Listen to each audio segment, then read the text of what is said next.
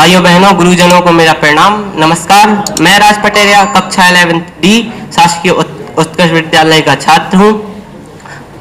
मैं आज जैसा आप सभी को विदित है कि हमारा विषय वाद विवाद प्रतियोगिता का आयोजन किया जा रहा है, जिसका विषय क्षेत्रीय राजनीति भारतीय लोकतंत्र के लिए अभिशाप है या वरदान है। इसके पक्ष में बोलना चाहूंगा कि भारतीय क्षेत्रीय राजनीति भारतीय लोकतंत्र के लिए वरदान का कार्य करती है। तो मैं यहाँ से अपनी बात रखता हूँ कि वे दल जिनको एक राज्य में पर्याप्त सीट या वोट प्राप्त हो उन्हें क्षेत्रीय दल के रूप में अधिकृत किया जाता है। और अपन बात करें लोकतंत्र की, तो अब्राहम लिंकन के अनुसार लोकतंत्र जनता का, जनता के द्वारा, जनता के लिए शासन कहा गया है। क्षेत्रीय दल से अर्थ ऐसे दल से होता है जो एक सीमित भौगोलिक क्षेत्र में कार्य करते हैं।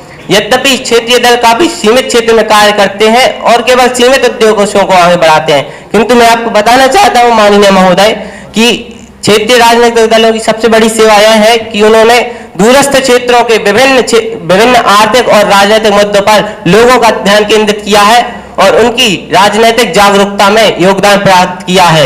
यही नहीं, क्षेत्रीय दल राष्ट्रीय दलों को यह अनुभव भी कराते रहते हैं कि वे क्षेत्रीय जनता के प्रति उदासीनता का रवैया अपनाकर नहीं चल सकते। उन्हें क्षेत्रीय जनता की समस्याओं को सुनना होगा और उनके ऊपर हल करना होगा। संक्षेप में यह कहा जा सकता है कि क्षेत्रीय दल न केवल क्षेत्रीय राजनीति को व्यापक रूप में प्रभावित किया है, अपितु राष्ट्रीय राजनीति पर भी गहरा प्रभाव पड़ा है।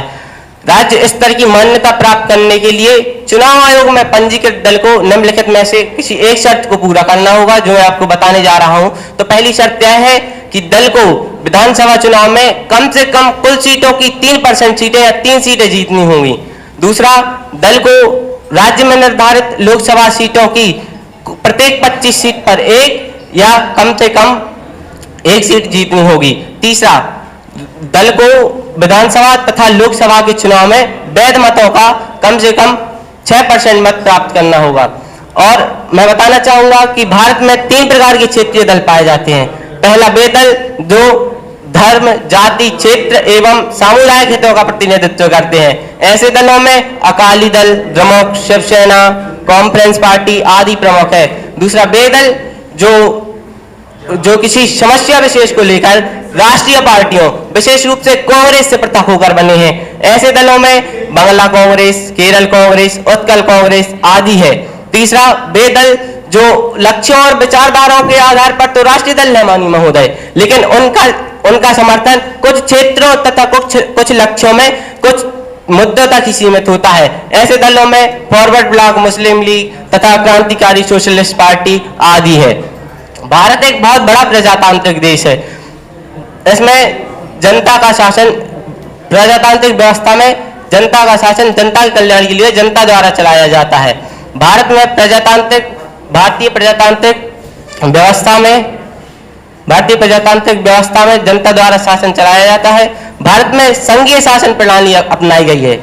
संघीय शासन प्रणाली में नीतियां एवं कार्यक्रम राष्ट्रीय हितों को ध्यान में रखकर बनाए जाते हैं, जिससे क्षेत्रीय जनता का अहित होता है। ऐसे में क्षेत्रीय दल क्षेत्रीय जनता के अहित को देखते ना हुए उन्हें उनकी समस्याओं को हल करते हैं और उनकी बात को सत्ता की केंद्र तक पहुंचाते हैं। भारत एक बहुभाषीय, बहुजातीय और विभिन्न धर्मों वाला देश है। और मैं आपको एक उदाहरण बताना चाहूंगा कि किसी भी देश का संचालन एक व्यक्ति चला सकता है क्या? आप खुद बताइए, एक व्यक्ति चला सकता है क्या किसी देश का शासन? तो जैसा कि आप जानते हैं कि एक घर में कई सदस्य होते हैं, तब एक घर का संचालन हो पाता है। ऐसे में क्या भारत जैसे बड़े देश में एक व्यक्ति भी शासन चला सकता है? इसलिए क्षेत्रीय पार्टी का होना अति आवश्यक है। धन्यवाद।